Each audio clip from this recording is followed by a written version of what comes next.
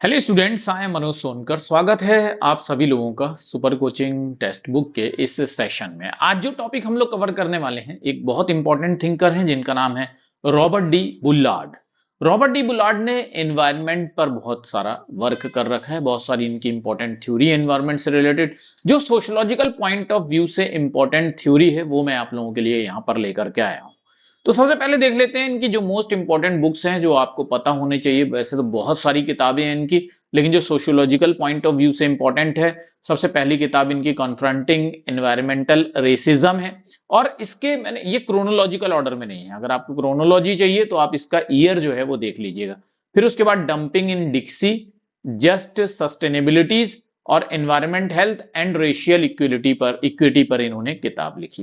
तो ये चार मुझे लगा कि इंपॉर्टेंट बुक्स हैं जो आपको पता होना चाहिए। अगर ये चार किताबों के नाम भी अगर आप पता कर लेते हैं तो भी कोई भी क्वेश्चन अगर कॉन्सेप्चुअल भी आता है तो वो आप लोग सॉल्व कर पाएंगे। ठीक, सबसे पहले हम लोग समझेंगे कि इनका इन्वायरमेंटल जस्टिस थ्योरी इन्होंने दिया था। इन्होंने देखा कि यार जस्टिस मतलब क्या होता है, मैं आप लोगों को हमेशा बताता हूं। ठीक, जस्टिस का मतलब होता है न्याय। न्याय कैसे आता है? न्याय आता है जब डिस्ट्रीब्यूशन सही हो, जब वितरण प्रणाली हमारी सही हो। यानी जिसने गलत काम किया है वही भरे ना, सजा उसी को मिले। यही जस्टिस होता है, यही न्याय होता है। तो बुलार्ड बोलते हैं कि करते तो जितना भी पोल्यूशन फैलाया है सब इंडस्ट्रीज ने फैलाया है, और उसका असर सबसे ज्यादा किन पर पड़ रहा है? मार्जिनलाइज्ड सेक्शन पर पड़ रहा है।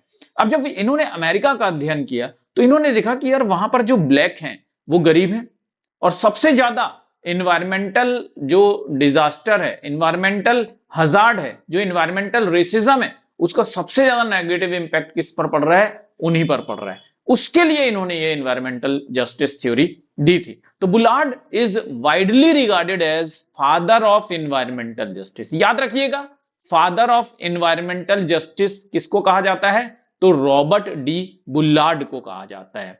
His work emphasise the environmental hazard such as pollution, waste disposal, toxic sites disproportionately affect the poor, minority and marginalised community. अगर आप दिल्ली भी चले जाए ना, आप कभी दिल्ली जाएंगे तो वहां पर ना कूड़े का पहाड़ है।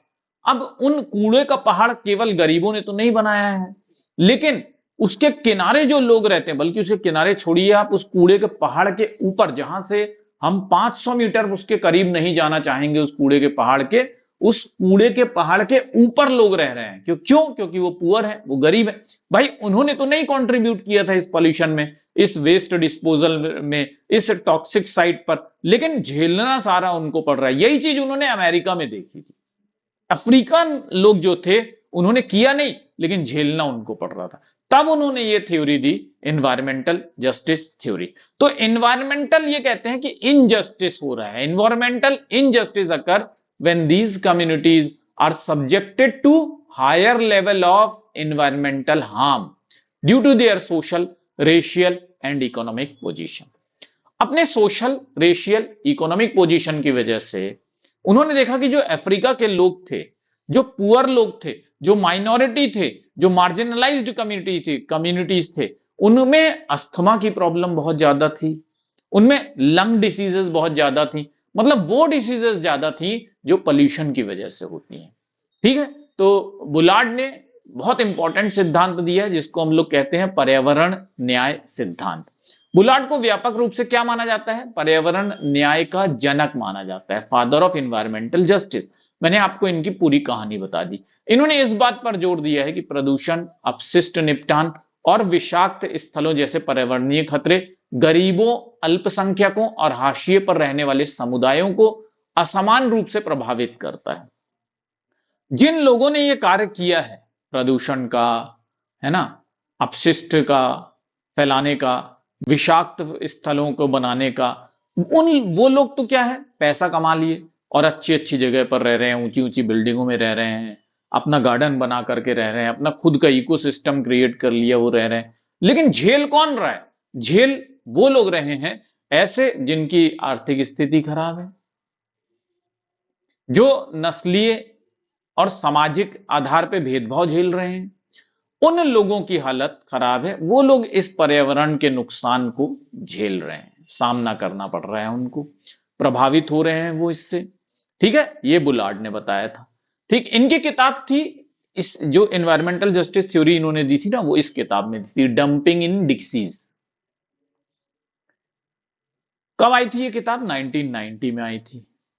बहुत इंपॉर्टेंट किताब मानी जाती है इनकी in the field of environmental justice. इसी में इन्होंने अध्ययन किया था जो मैंने आप लोगों को अभी थ्योरी बताई। ठीक, पर्यावरण न्याय का अध्ययन इन्होंने इसी में किया था। ठीक, Bullard work highlighted the need for grassroot environmental activism, policy change to address environmental inequalities. तो बुलार्ड ने यह किताब लिखी। ये किताब पर्यावरणीय असमानताओं को दूर करने के लिए जमीनी स्तर पर पर्यावरण सक्रियता का समर्थन करती है और नीति परिवर्तन की आवश्यकता पर जोर देते हैं ये। ठीक है, इन्होंने एनवायरमेंटल रेसिज्म पर भी बात की है। याद रखिएगा बहुत अच्छी तरह से, अभी मैं आपको आगे बताऊंगा कि एनवायरमेंटल रेसिज्म का कॉन्सेप्ट किसने दिया है। ठीक, एनवायरमेंटल यानी पर्यावरणीय भेदभाव, नस्ल भेद, इसका कॉन्सेप्ट बुलार्ड ने नहीं दिया है, लेकिन बुलार्ड ने इसको फर्दर डेवलप किया है। किसने दिया है वो मैं आपको बताऊंगा, लेकिन उसके पहले आप लोग ये क्लास की जो टाइमिंग्स हैं ये नोट कर लीजिए। जो हमारी मास्टर क्लास होती है ये बहुत इंपॉर्टेंट होती है स्टूडेंट्स। इसमें मैं बिल्कुल टू द टॉपिक, एकदम टॉपिक वाइज, जो छोटे छोटे सब टॉपिक्स दिए होते हैं उसके अनुसार मैं एमसीक्यूज लाता हूं यूनिट वाइज। ठीक है, तो अभी चल रहा है। अब आप मास्टर क्लास कैसे देख सकते हैं, तो कैसे देख सकते हैं वो मैं अभी क्लास के बीच में ही आप लोगों को बता देता हूं। वो इंपॉर्टेंट बात है कि कैसे देख सकते हैं, क्योंकि मेन तो वही है कि अगर आप नहीं देख पाएंगे तो फिर क्या फायदा है। ठीक है, तो आप बने रहिएगा, क्योंकि मैं आपको एनवायरमेंटल रेसिज्म भी अभी समझाने वाला हूं। चलते हैं गूगल की वेबसाइट पर, मैंने अपने आप को हाइड कर दिया है और मैं आपको दिखा देता हूं कि आप मास्टर क्लासेस कैसे देख सकते हैं। सबसे पहले अपने वीडियो को मैं लाइक कर देता हूं। पिछला मेरा वीडियो आया था जिसमें आपको बहुत कंफ्यूजन रहता है, पॉवर्टी की जितनी थिंकर्स होते हैं, थ्योरी स्ट्रक्चरल वाले और कल्चरल वाले दोनों मैंने आपको समझा दिया था, जिसमें से चार्ल्स एंड सॉन्डर्स की थ्योरी भी मैंने आप लोगों को यहां पर कवर करा दी थी। ठीक है, तो ये वीडियो पूरा आप देख लीजिएगा।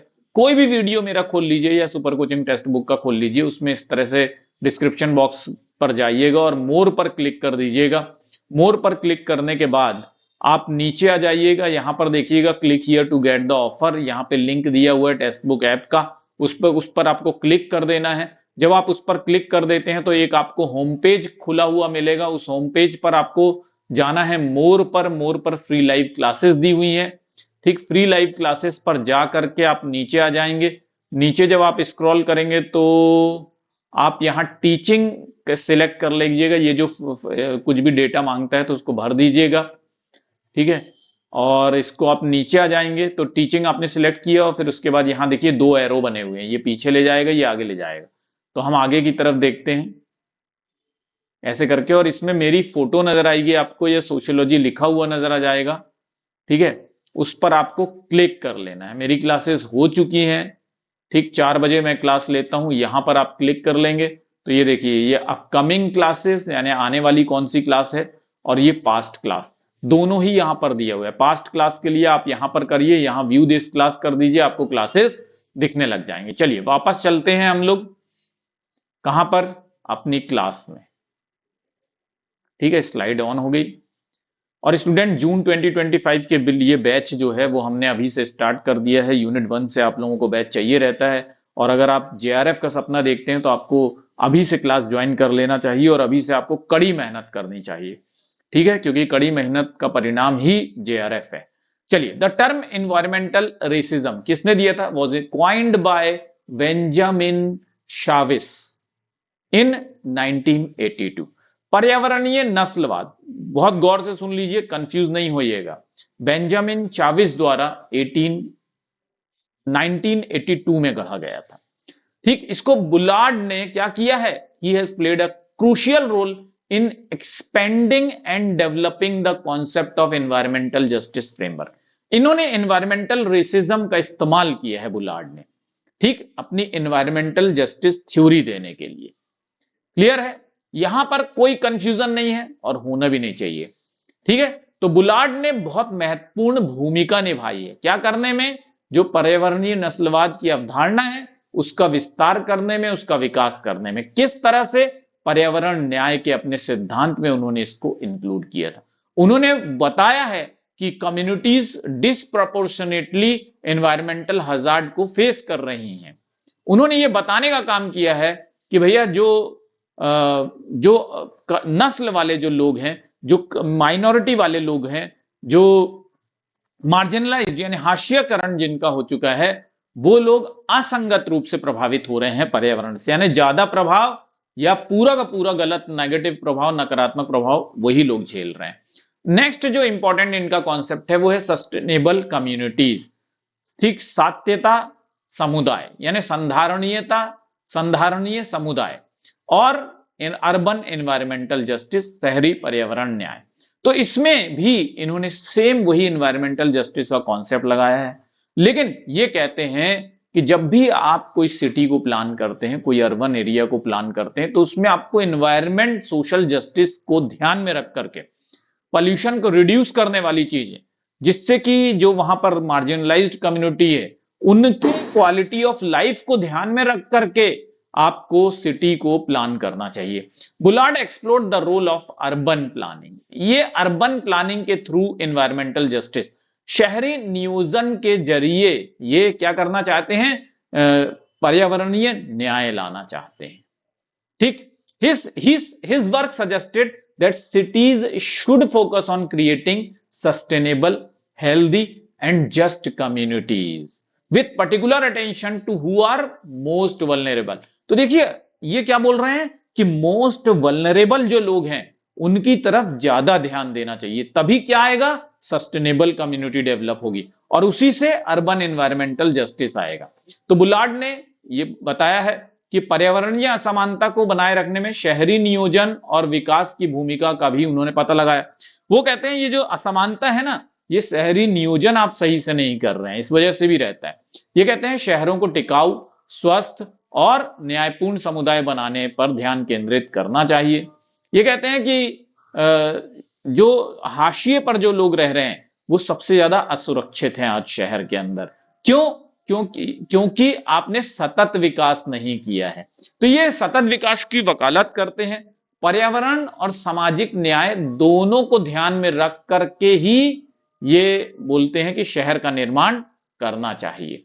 ठीक है, ये कहते हैं कि अगर आप जो हाशिए पर पड़े समुदाय हैं उनके जीवन की गुणवत्ता में सुधार करना चाहते हैं तो प्रदूषण को कम करना जरूरी है, क्योंकि वो लोग जो अस्वस्थता झेल रहे हैं, जो बीमारियां झेलते हैं, तो वो उनको ज्यादातर प्रदूषण से ही होता है।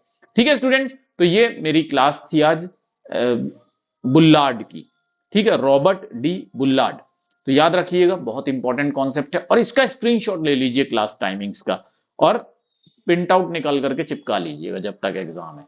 ठीक है, और याद रखिएगा कल वेडनेसडे है और वेडनेसडे को और सैटरडे को मैं मैराथन लाता हूं। वेडनेसडे को सुबह 11 बजे मैराथन होता है, सैटरडे को 1:30 बजे मैराथन होता है। उसको जरूर से अटेंड किया कीजिए अगर आप जेआरएफ चाहते हैं तो।